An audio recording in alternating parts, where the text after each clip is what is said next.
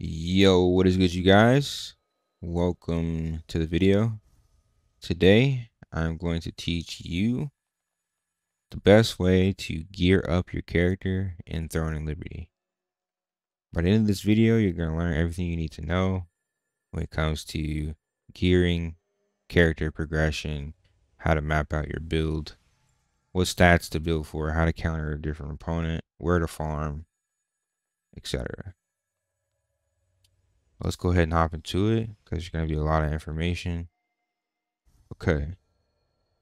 The first thing that I want to explain to you is the gearing system and how it works in basics. You have two weapons. Whatever weapon you have equipped in your main hand, you're going to get the masteries. So choosing weapons that synergize together is very important. Your gear needs to complement your weapons in terms of stats. I'm a Dex main, so I have a lot of Dex gear, a few strength pieces, but Dex main stat, perception secondary, and then strength last. If you want more HP, you can pump a bit more into HP strength. Yeah, those are the stats that I'm building for. How do you know what you're gonna build for? We're gonna talk about that later. First, let's focus on the basics of gear, and then we're gonna go into where to find the gear. So essentially, every piece of gear can be enhanced with growth stones. The level of the growth stones corresponds with the level of the gear. If it's green gear, you use green growth stones. If it's blue gear, you use blue growth stones. If it's purple T1, you use purple precious growth stones, so on and so forth. However, when you have a weapon that's 0, you can transfer a weapon that's already maxed out into that. Same thing with armor. And what that does is it transfers all the EXP from that leveled weapon into the non-leveled weapon. That way you can transfer. So I recommend from start to finish that you always keep your gear leveled if it's something you're wearing, because you can always transfer it into something better when you find something better. In essence of progression, you're going to go from green to blue, blue to purple. All right. So another thing is after you've completely leveled up the weapon, it's like +9 for purple, +9 for blue, +6 for green is the maximum. Once they're leveled up, the next thing that you have to do is trait them. As you'll see here, my daggers are fully traded. My staff is T1, it's new. I'm working on trading this. After you have a trait on an item, you can use any similar like weapon. So for instance, this is a staff. If I had 1 heavy attack chance, 1 stat, then in order to put the other stats on this staff, I need to have 3 staffs, any type of a weapon that have heavy attack. But in order to put a stat here, like for instance, if I want to hit, I need to either A, get another talent staff, or B, use trait unlock stones. Trait unlock stones are very important. You can get them from the chapter 10 codex, and then you can get them from mystic portals all around the world. You can get them from lithographs. You can get them from fishing. You can also craft them. But crafting them is kind of not worth it in my opinion. But anyway, yeah. Trait unlock stones are the way that you're going to unlock traits on very, very expensive items, because this talent staff is selling somewhere near like 20k lucent. We don't want to buy this 3 times, so it's cheaper to do trait unlock stones. Oh, you also get trait unlock stones from the battle pass. Forgot to mention that. That's probably the best place to get them. That's why the battle pass is very, very important. But yeah, that is the basics of the gear, how you level it up and how you trade it. Okay, now the more intricate part is what's the most effective way to trade. First, like I said, you have to get the item. For blues, it's usually better to just farm the item. Like these, like my pants and my hat, are both very easy to farm through Ant's Nest. So in essence of progression, when you are looking to farm your gear, what you do is you're gonna hit comma and open up the craft menu, and whatever you are searching for, which for instance, like I said, if I was searching for that hat, because it's Dex hit chance, very, very good hat, I'll click it here, click how to acquire, and then the game tells you everywhere you can acquire this item.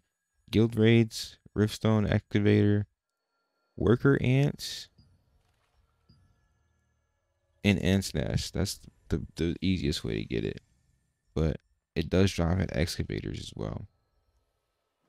And then it's used in several merchants. But this tells you every single place in the game where you can find this item and farm for it. Okay.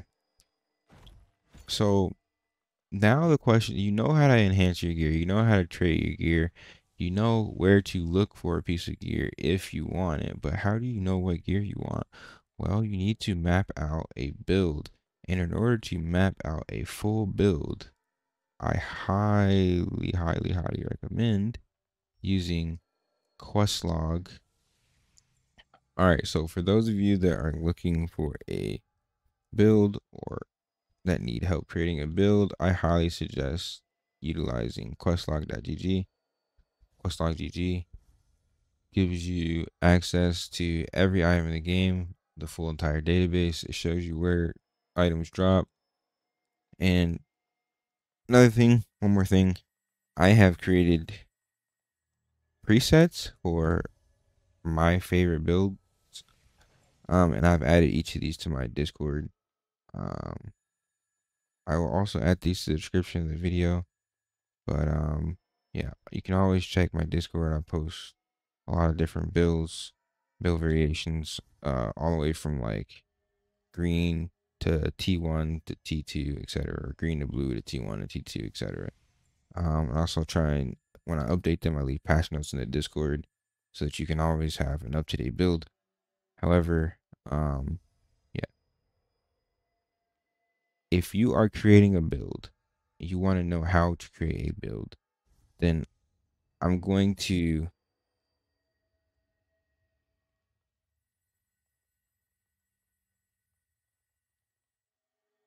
suggest that any I'm going to suggest that anyone who wants to learn about how to properly build their character, first you learn about stats: hit and evasion, crit, hit, and endurance, skill damage boost, and skill damage resistance.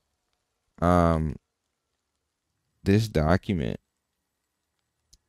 goes over each of the different algorithms of how much hit you need to hit an opponent with a certain amount of evasion. It also goes over critical hit and how endurance works and how critical hit is reduced by endurance. I will leave this in the description as well. I don't want to go too in depth into stats, but what I can tell you basically is that rule of thumb, you either build melee magic or you build ranged magic, and it depends on who you want to counter. There's pros and cons for each. But I think the meta is more so geared towards the melee. So I like to build melee magic evasion, at least for right now. But I will also say that the magic and range sets usually have a bit more damage. But let's start from the beginning. If you want to create a build and you just learned about stats, you just read about stats, then from green to blue, blue to green, or blue to purple, purple T1 to T2, you need to map out your build based on the stats that you want to focus on. The defensive stats are first. It's either going to be, like I said, melee magic or magic ranged. But you create a green build. I created this build, and like I said, it will be in the description, to progress from questline and lithograph gear. So after you go from full greens, you go to a mix of blues and greens, and you get your chest piece from the quest line. It's a purple chest piece that you get from completing the quest line. Okay, and you want to focus on these traits for the blues that you get, as much as you can. You want to get anything you can farm, you want to farm it. Anything you find on the auction house for cheap, you want to snipe it. And that's how you're gonna progress your gear until you can move towards T1. Okay. Um, the one thing I wanted to show you is the difference between my melee set and my magic set. You see this magic range set using Ghost Wolf, it gives bonus damage. When I look at my melee ranged, it gives damage reduction. It's tank gear. Um, Here again, I look at Reapers, magic ranged, it gives crit damage. So like I said, if you go magic ranged, you will have more damage. However, if you go melee ranged or melee magic, you will have much more survivability. However, you won't have, like I said, those damage bonuses. So personal preference just depends who you want to counter. I think it's more important to counter the great sword and shield meta right now. So I really like melee evasion. But yeah, that is how you would kind of like a rough outline of how you would map out your builds. And like what you're aiming for as far as stats. Now, one thing I will say, the easiest way to find gear. I've seen a lot of people have problems with finding the gear location. The best way to find gear when you have this website, all you can do, what you can do is you can hit view database. View database will show you every location where an item dropped. Like for instance, this nice layer mantle drops some mitrins and contaminated mitrins. This is why you always see me farming these in my stream. And the good thing about it is that even if it's KR, when you go to the database, it'll give you the name of it in Amazon Games or the global version. So if you want to know like where to find them, where to find items, Questlog is an extremely good option. And then like I said, in game you can also use the crafting menu and how to acquire to figure out where things drop. Those are the two ways you can find the locations of your drops. So you now know where to find your drops. You now know like your stats. You should have a basic idea of stats and how to build your character. Now all you really need is a build and a guide. So like I said, I leave all of my builds in the description. Also on my Discord, so feel free to look through both. But yeah, if you guys also want to know my biggest suggestion on the path of gear, I'm going to give you the breakdown as to what I think you should do from 0 to 50 to progress your gear. Okay, so at level 0, level 1, you're going to start in Castleton. From that point, every decision matters. When you get out of Tutorial Island, every decision matters. You're going to essentially go through the quest line doing the main purple quests, right? And each section of this quest, each chapter is going to give you something, some type of reward. Now, when you get to your first choice, your first choices, you're going to have a choice of which weapons to choose. So you need to map out your build. And then you're also going to get skill books. And these skill books need to be used on the right skills. This is why you want to map out your build as early as possible. That way you're not wasting anything. You don't want to waste the greens. Because those greens actually can get turned into some pretty good items, right? You don't want to miss these rings, these blue rings. You want to make sure you get the right ring. So yeah, just giving you an example of things you want to look out for. So basically, you're going to go through the purple quest line as normal. Whenever you run out of quests, you do the codex, whatever. Now, when you get to around 20 to 30, you're going to get to Vienta Village. In Vienta Village, I'm going to show you. You need to do contracts around this level. You can do them at low level or you can wait till high level. It's really up to you. I suggest doing them as you're here. It's just easier, I feel like. But when you look at the contracts here, they give green lithographs. So you don't want to take too many. You only want to take enough to get your blues. So for example, right? If I crafted a green armor lithograph, I could go to my lithograph here and then boom. So every if you collect all the greens, then you can get a blue. So this is why you're taking these greens so that you can uh get 4 of each weapon, your main hand, your offhand, and collect the resistance weapon. This will get you free blues. So it's really important to do these either at level 20-ish, 20 to 30, or at max level. At max level, you're going to get better rewards, but you're not going to get these green lithographs from a contract that's max level. You're going to have to buy it. So yeah, it's totally up to you. But like I said, I suggest doing it earlier. And then you also want to get the ring from here, which takes 4 green accessories. So this is a really important reason why, or a really good reason why it's important to get your green lithographs. Another way to get green lithographs is by collecting white gear. Some of this gear you start with, some of it you can buy from a merchant. But all of these lithographs are very important to collect as they're going to progress your gear. You're also going to get 1 elite resistance weapon from the codex, so make sure you choose the right one. Yeah, your resistance weapons come from chapter 5, and then your chest piece comes from the last chapter 10. All right, so that's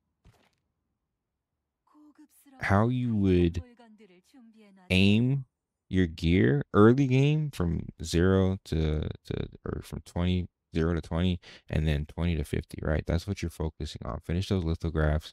All right, so that's essentially what you should be doing from 0 to 20, and then 20 to 50. It's like I said, focusing on those lithographs and your blues, finishing your main quest line. And then after you're 50 and you have your greens, right? You want to start working on your blues. You want to really determine the location of where these blues are. Ant's Nest is the best public dungeon to farm because you get the hat and the pants, which are witch linen. The cape drops open world. Daggers and crossbow drop open world. So these are all things that you're gonna farm for after you've completed your daily dungeons from dimensional tokens. Your dungeons are the most important thing to do each day. You don't want to skip them because they could get you, hopefully, the best rewards if you were to get consecutive T1 purple drops.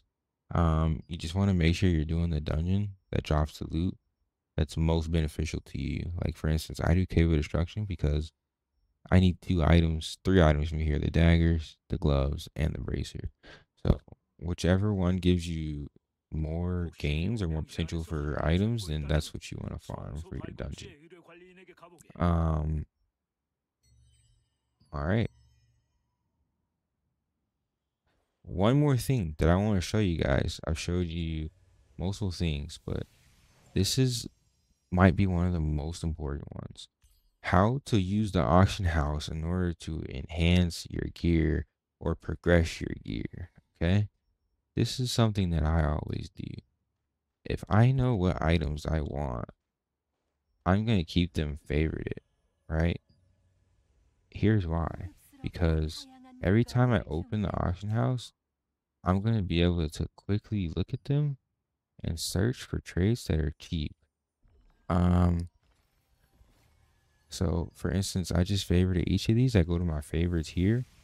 I can see exactly when something's listed, and I can see whatever is cheapest for the items that I care about the most. So for instance, whenever I see like a max health for like 200, I've been buying them because they're way cheaper than market value. Same for the belt. Whenever I see like max health or skill damage that's like below 300, I'll usually buy it. You want to just buy things that are sold for less than what they normally are. A lot of people will do it just to try and lower the price, but yeah, it's beneficial to you if you just pick it up and just utilize those cheap prices.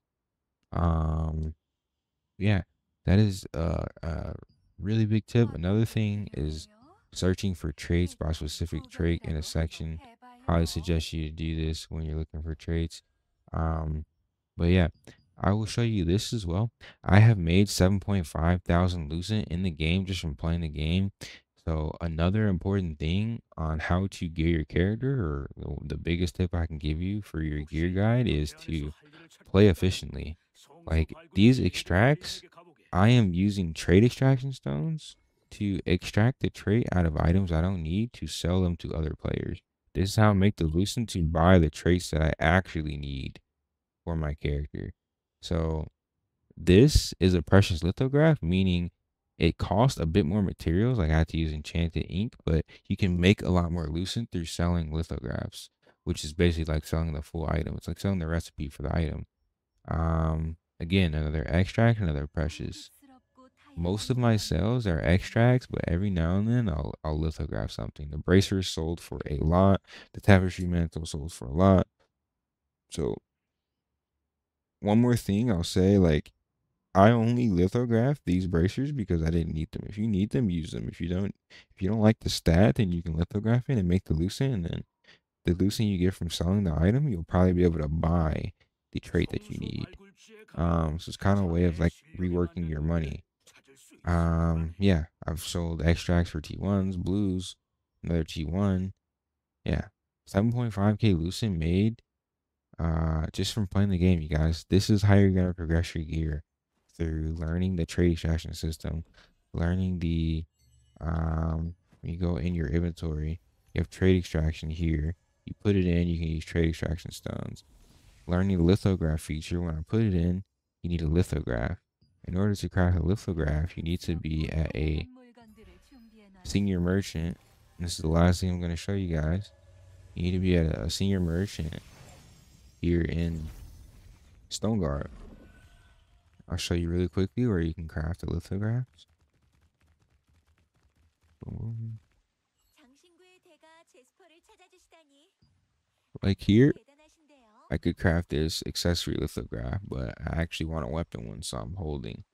But it takes enchanted ink, precious parchment, gold, precious crystal, and precious emerald. Okay. This is also how you craft grow stones, which are used to level your gear. Each merchant, the accessory merchant, the weapon merchant, the armor merchant, will allow you to craft the corresponding grow stones to where uh like the corresponding grow stones to like the actual gear. So whether it's armor, weapon, whatever. Okay. So you know where to craft your grow stones, level your gear, you know how to trade and make money from your gear, you know how to lithograph and make money from lithographs. Um Another thing is when you're running your dungeons, once you get to 80, you will get a pity chest, and that pity chest will contain 2 items from the dungeon. I like Laquarius the most because I really like Bracers the Primal King. But yeah, it's the Tublex is also not bad because you can pity the Ebon Roar Sabotons, which are really, really good boots. But yeah, you get these from running dungeons, and then there's one more currency. This one that you get for like you get an item for abyss currency. Um, the T1 ancient tapestries there. You can get a great sword, longbow.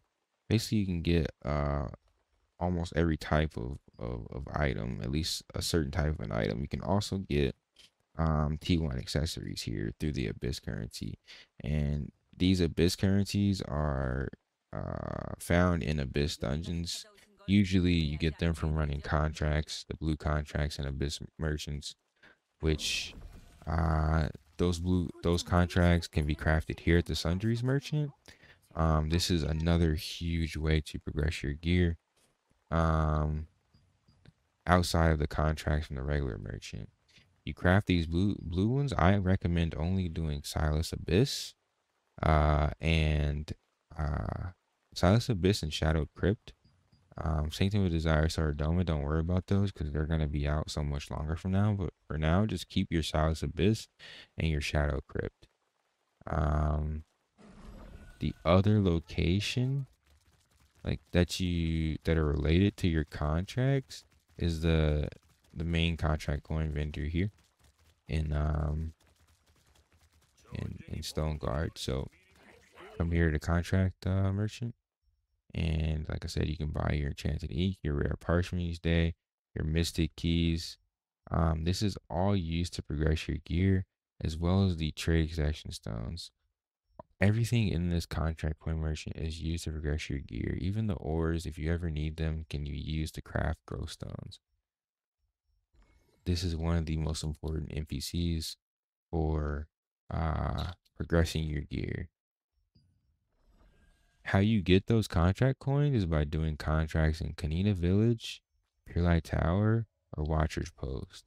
I suggest you farm contracts in an area that has an item that you need. That way you can focus on killing that mob while also trying to farm for the item you need.